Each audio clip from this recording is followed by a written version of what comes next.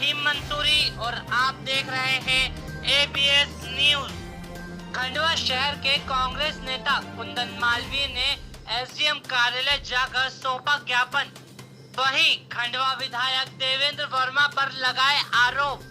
देखिए पूरी खबर ABS न्यूज खंडवा से district bureau chief Farid Mansuri के साथ शेख आसिफ की रिपोर्ट में।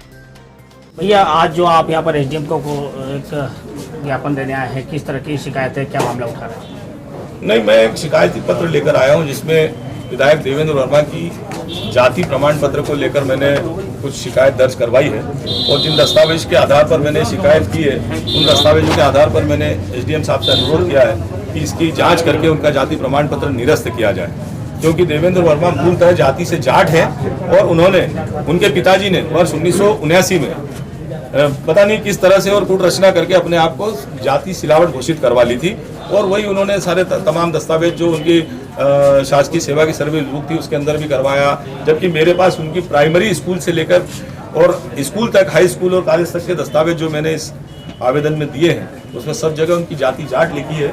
उनके दादाजी ने जो संपत्ति खंडवा में खरीद कर बेची थी मुक्तिलाल जी नरेड़ी को, उस बिक्री पत्र में भी उनकी जाति का जाट उल्लेख किया गया और खसरा नकल भी मैंने इसमें पेश किए 3 साल की लगातार, जिसमें 20-20 साल का रिकॉर्ड रखा हुआ है, उसमें भी उनकी जाति जाट लिखी गई थी।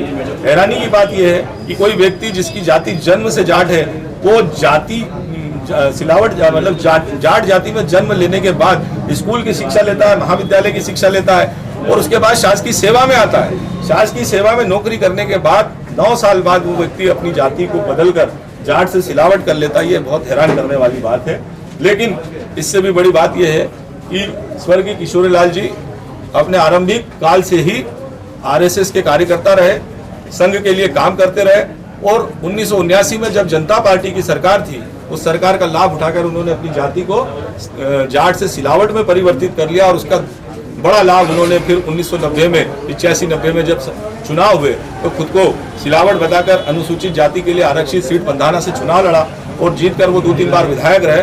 उसी का अनुसरण करते हुए विधायक देवेंद्र वर्मा भी इस नकली सर्टिफिकेट की बदौलत अपने आप को अभी तक विधायक बनाया। 2 से 3 बार विधायक, 4 बार विधायक बने हैं, 4 बार चुनाव लड़े। चुनाव के समय क्यों नहीं आपत्ति ली गई कांग्रेस? नहीं, इसलिए नहीं ली गई क्योंकि हमारी जानकारी में ये बात नहीं थी। लेकिन जब हमारे पास इस जानकारी में ये बात आई, हमने इसके दस्तावेज इकट्ठे करे, जब ये सारे दस्तावेज हमारे पास आए तभी हमने इसके खिलाफ कार्रवाई शुरू की। बैतूल सांसद को अपनी सीट गंवानी पड़ी थी, तो क्या लगता है कुछ ऐसा ही मामला यहाँ पे बन रहा है?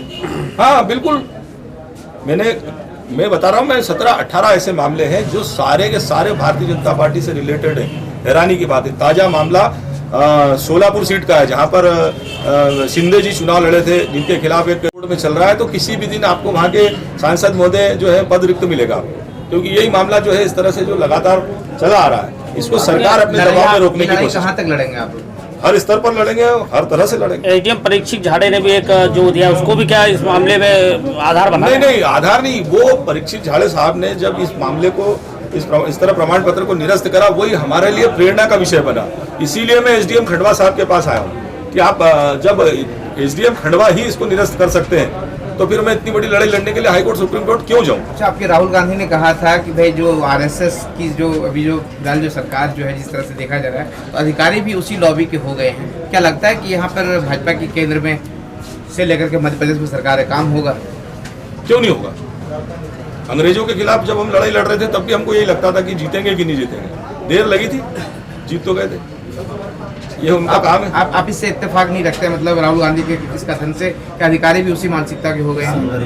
देखिए उन्होंने जिस संदर्भ में कहा और ये संदर्भ दोनों अलग अलग विषय हैं, अपन उनको एक साथ कोरिलेट करके बात नहीं कर सकते। राहुल जी ने कहा है तो बड़े व्यापक पैमाने पे कहा, मेरी लड़ाई एक सीमित लड़ाई है, मैं उस पर लड़ाई लड़ रहा हूँ। व्यक्ति के खिलाफ लड़ाई है जिसने कूट रचना करके यहाँ पर जनता को धोखा दिया, पिछले 30 साल से दे रहे हैं। नहीं है, देखने के बाद ही हम लोग उसमें कैसे प्रोसीड होंगे, ये मैं देखती हूँ। अभी इनका जाति प्रमाण पत्र है और उसमें किस तरह का मामला बनता है? अभी मैं आवेदन देखती हूँ, फिर उनसे बात करती हूँ कि क्या पेपर्स हैं, क्या दिक्कत आ रही है उसमें, अभी मतलब प्राइमरीली उन्होंने बताया है कि माननीय विधायक जी का जाति प्रमाण पत्र पे वो आपत्ति कर रहे हैं, लेकिन आपत्ति सिर्फ अभी उन्होंने मौके की बताई है, कागज देखने के बाद ही मैं कुछ कह पाऊंगी। मैम, इस तरह के मामलों में प्रक्रिया क्या होती है, थोड़ी सी प्रक्रिया बता दें। अभी मैं उनकी आपत्ति देखूं कि आपत्ति का प्रकार क्या है, क्या समस्या है, उसके बाद ही हम लोग कुछ कर पाएंगे। जाति बदल का अगर कोई अनुचित लाभ लेते हैं तो मैडम उसमें एक लॉ क्या है और किस तरह से उसमें कार्रवाई होती है? वो तो सब आप बेहतर जानते हैं कि हम यदि कुछ और करते हैं तो उसमें प्रोसीजर है किसी भी प्रमाण पत्र को निरस्त करने का, तो एग्जैक्टली उसमें आपत्ति का प्रकार क्या है, क्यों ये समस्या है, वो कागज देखने के बाद ही हम लोग कह पाएंगे। नहीं निकाल पाओगे।